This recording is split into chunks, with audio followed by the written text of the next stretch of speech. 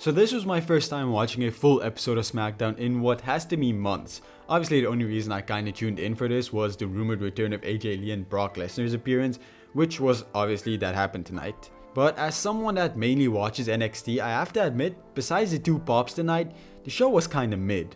Like, at least with NXT, you have the guarantee that most, if not all, your top stars in the men's, women's, and tag division will appear on the show in some way, shape, or form, and you're gonna have a bunch of matches. We only had 3 matches on SmackDown tonight, and most of the top stars weren't even here. Hell, the tag team division didn't even get booked tonight. Tiffany Stratton, my favorite wrestler, women's wrestler in the world right now, and the SmackDown Women's Champion, wasn't even on the show. She was in a short backstage segment that honestly, if you went to the bathroom, you completely missed it. Now, I'm not saying the show was bad. It was a very okay show. Honestly, it was quite entertaining. I'm just pointing out a few things that I didn't really like about the show. And honestly, it should really, Raw and SmackDown should really take NXT formula of how they book stuff. I know it's not everybody's taste, but like, it really gets everybody on the show and over. But that's not what we're here for. Let's talk about SmackDown, what actually happened. It kicks off with John Cena, who makes his way to the ring. The crowd is cheering for him, and he basically goes on an emotional roller coaster, listing past things that have happened in Chicago, his whole history with Chicago, and that was pretty nice. That soon turns into Sami Zayn coming out to the ring. Sami Zayn says that John Cena inspired him to do his own Sami Zayn US Open Challenge, a nod to the historic, or not historic, but very memorable John Cena US Open Challenge reign. And John Cena respects Sami Zayn for this, and before he tries to leave the ring, Sami Zayn says that he wants John Cena to be his first challenger, and John Cena accepts, turning this into the first match of the night's card. And honestly, the best match of the night's card. I really enjoyed this match. There are a lot of kickouts from a lot of finishers, but sometimes it just doesn't matter. I mean, it's one of John Cena's final matches. I think we can give it a pass. And I know a lot of people are pissed with John Cena not having the competitors that they wanted to have. And I understand, it's his final run, but I don't really mind. Like AJ Styles, for example. Yeah, it would be cool to see him in a match, but I don't really care about it. I think having a match with Sami Zayn is way cooler. We already have those iconic AJ Styles matches. Sami Zayn doesn't have that kind of match with John Cena, and while this match wasn't that, it wasn't anything historic, I still think it was pretty cool, right? AJ Styles doesn't need another historic match with John Cena. Sami Zayn kinda does, or not necessarily needs it, but it's something that he doesn't have. Now, this match wasn't iconic by any means, but it was still good. The match doesn't have a clean finish though, because Brock Lesnar comes out and lays out both guys, F5 Sami Zayn, multiple F5s to John Cena, and then later backstage he says that he's seeing John Cena at WrestlePalooza. Damn, I'm hyped for this match, and it makes me sound like a hypocrite because John Cena and Brock Lesnar do have multiple matches in the past, and you know, I want to see this match for multiple different reasons. So yeah, maybe I'm a hypocrite. I don't really care if that bothers you. As cool as it would be for John Cena to win though, I do hope Brock Lesnar wins. I think he needs this more because his last few major feuds he's lost, right? It was Roman Reigns, which is a feud he ended up losing, then Cody Rhodes, which is a feud he ended up losing. You should at least have one major feud he wins. I think beating up John Cena to a pulp could be that. Plus, you know, Brock Lesnar is my 3rd favorite wrestler all time. I know about his controversies. I don't agree with what he did, but as a wrestler, he's my 3rd favorite all time, so deal with it. Nick Aldis is backstage, but he's interrupted by Carmelo Hayes first, who tries to get a US title match because of what Sami Zayn is doing now, and that's when The Miz comes up, and The Miz says that he'd rather have a championship match, and that, you know, sets up a championship match soon for The Miz and Carmelo Hayes. Now, Carmelo Hayes doesn't really want this because he wants to go on a solo run, and he doesn't like that The Miz is doing stuff for him. This whole run with The Miz to me has been really great. I've loved it. It's the most interested I've been in Carmelo Hayes since he's got to the main roster. I do hope they somehow weave him into the Trick Williams story going on in NXT right now. I don't know how likely that is, but that's something I would like. But as for this, I don't know how it ends up. I don't want to see Carmelo Hayes turn face.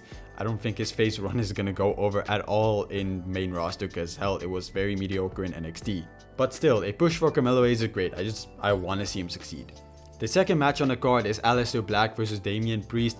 Damian Priest gets attacked before the match by Aleister Black. This match was pretty okay. I mean, yeah, I haven't kept up with this feud much, so it didn't really impact me all that much. But it was a good match. It was solid. Aleister Black ends up winning the match, which is, I don't know how I feel about that. I'm kind of more into Damian Priest than Aleister Black. But hey, I'm going to try and tune into SmackDown more, try to tune into it regularly. So hopefully I get more invested in it. But yeah, I mean, this was a whatever match, you know, didn't really infect me at all. I wonder what happens with Aleister Black next. Just a quick interlude. If you like Evolve, I'm going to do a review in collaboration with a different channel. They're called PUWF. I'm going to link them down in the description to that specific video and their channel. So if you're kind of interested in tuning into that, please do. I would love it if you went there. I'll also make a post on my channel closer to the time for anyone that cares, but let's get back to the video. There's also a promo package going on about Randy Orton and Drew McIntyre and their little feud going on, and they face off next week on Smackdown. Apparently Drew McIntyre is going to be the challenger for Cody Rhodes at WrestlePalooza, so it makes sense that he's going to go and get involved with Randy Orton, who's Cody's close friend. And I don't know if this is relevant or anything at all, but I think I want Randy Orton to win the Royal Rumble next year. I know it's a very odd pick, but for Cody Rhodes, I don't know exactly who can be his major challenger at WrestleMania, and I feel like the logical next step would be a feud with Randy Orton. So Randy Orton wins the Royal Rumble, ties Steve Austin with both having 3 Royal Rumble victories, and then turns heel later on Cody Rhodes somehow. I don't know, just some fantasy booking, but you know, that's something I would like to see. Now obviously he's going to lose this feud with Drew McIntyre because Drew McIntyre needs to look strong going in on WrestlePalooza, unless they don't even go with Drew McIntyre at all. At that point, then I don't know. Tiffany Stratton is backstage being interviewed, talking about her Women's Championship match against Tiffany Stratton next week.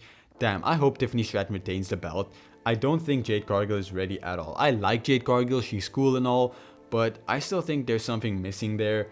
Like, she needs that Becky Lynch moment where Becky Lynch, remember when she turned into the man, got hit in the face by Nia Jax, and stuff just clicked for her? Jade Cargill needs her that moment. And Tiffany Stratton, you know, just let her reign continue. I mean, there's nobody on SmackDown right now that feels like they can take the belt from her, unless Bianca Belair returns. That's the only woman I can see. We also get a short little segment in the trainer's room where Charlotte is being looked over but is told she's not clear to compete, and then Alexa Bliss tries to cheer her up by saying Lily's a doctor. A fun little segment, but yeah, I hope that they lose the Women's Tag Team Championships to Zaruka at NXT Homecoming, because I want to see Zaruka have 3 belts. Honestly, that's the only reason why. We also have a Women's United States Championship match between Giulia and Michin, and Giulia ends up retaining. Honestly, a pretty solid match too, but pretty unentertaining. People just don't care about Michin, and I haven't cared about Michin in a long time. And Giulia's really awesome. I like Giulia. I think she's dope as hell. But I do think they need to find a really solid babyface to face her. I feel like the Women's United States Championship has had a much harder time than the Women's Intercontinental Championship has, because that's had some solid feuds. Maybe bringing someone like Lyra Valkyria over to be a babyface against Giulia could be good. I know people are still buying into both of them, but I feel like it could be a nice babyface heel dynamic, plus Lyra Valkyria needs something to do. So let's talk about the main event. You've probably already seen the clip, so it doesn't matter that I even talk about it. AJ Lee returns. That's really cool. Now personally, I didn't watch wrestling during that time. I was still very young. I started watching wrestling right after AJ Lee and CM Punk left, which is very unfortunate, but I did catch up on all their stuff. I have watched pretty much all there is to watch about AJ Lee. So honestly, this is really cool. I feel like this is the most major return you could still have for the women's division. I feel like everybody else that could return has returned. Obviously, there's still someone like Paige or Brie Bella or Mercedes Moné coming back as Sasha Banks, but for pure like historic purposes, I think AJ Lee is the biggest return that you could have for the women's division. Now, I wonder how this is going to turn out, since hopefully this happens at WrestlePalooza. I don't want this to drag out like they did some other stories. Like last year when they had a mixed gender match between Damian Priest, Rhea Ripley, and the Judgment Day, that dragged on for too long. So I hope this doesn't drag on so long. But yeah, I wonder what her things are going to be like. What's her plans? Is it just a one-time thing? Or is she going to WrestleMania? Or is she going to be at the Royal Rumble? I do hope it's a full long-term return, but I really don't know, but I'm excited. Anyways, my review for SmackDown tonight is a 6 out of 10. I mean, Brock Lesnar, John Cena, and AJ Lee pretty much what carried the show for me tonight. All the middle matches were boring as hell. Like, the show just had so little matches, and so little of the top stars actually appeared on tonight's show. Jade Cargill, Tiffany Stratton, Randy Orton, Drew McIntyre, none of them physically appeared. It was all in backstage segments. And even then, I understand Cody Rhodes not being here, he's off filming a movie or whatever. And even the tag team division, which has been praised a lot, none of that here. So, you know, kinda sucks, because as someone who watches NXT, I can tune in every week and expect all the stars to appear, have multiple matches. It's just, this isn't here, and I understand it's completely different shows, but like, I kind of got used to it and kind of feels good and it's good. And SmackDown just doesn't live up to what NXT offers, which sucks, because with all its stars, it can be a fantastic show. Anyways, that was my review of SmackDown. Obviously, I'm going to be more informed with what happens on the little details on SmackDown once I cover it every week. since I really don't watch it every week. So hopefully I learn more, I feel more for these wrestlers, but as of tonight, it's a show that needs a lot of work. That's all I'm gonna say. So if you like this review, I cover NXT and TNA every single week along with Evolve.